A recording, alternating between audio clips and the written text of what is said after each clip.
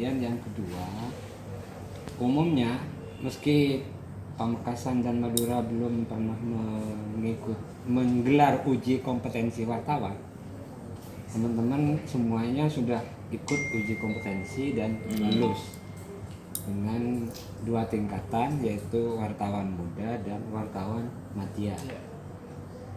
Wartawan muda madya 2 orang, sementara yang muda adalah sisanya 22 orang. Jadi seperti itu.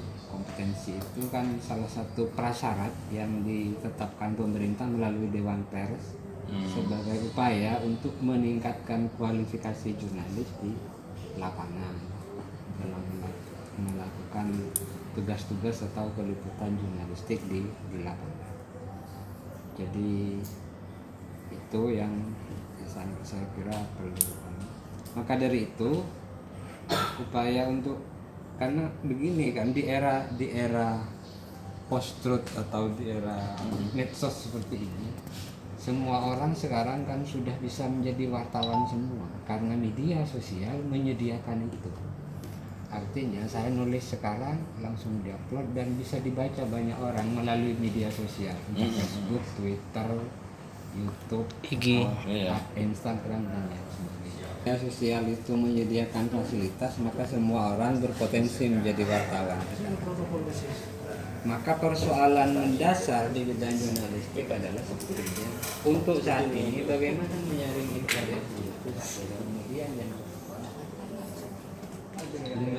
dengan adanya fasilitas media sosial itu ada cenderung pengaburan antara media massa dengan media sosial, sehingga orang yang semua yang membaca di online cenderung dianggap sebagai media massa, padahal itu adalah media sosial.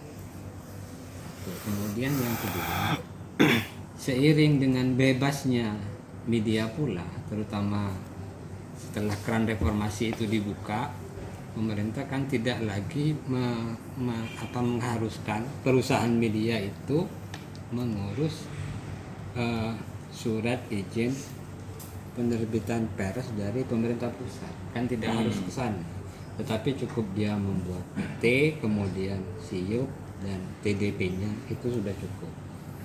Nah karena itu banyak kemudian bermunculan media-media baru tanpa melalui seleksi yang jelas. Oleh karena kendala utama yang kita lihat, fenomena-fenomena di online terutama, biasanya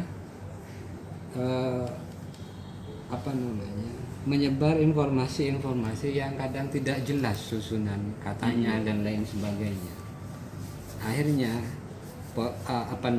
potensi dan peran media sebagai memberikan pendidikan kepada publik cenderung merusak, bahkan cenderung menyerang tanpa adanya keseimbangan informasi yang jelas. Nah ini tentu adalah berseberangan dengan etika jurnalistik itu sendiri. Oleh karena itu teman-teman menghadapi seperti itu berupaya untuk meningkatkan kualitas diri dengan mengikuti pelatihan dan lain sebagainya, di samping juga PWE terutama menggagas bagaimana setiap tahun itu minimal harus terbit buku dan lain sebagainya.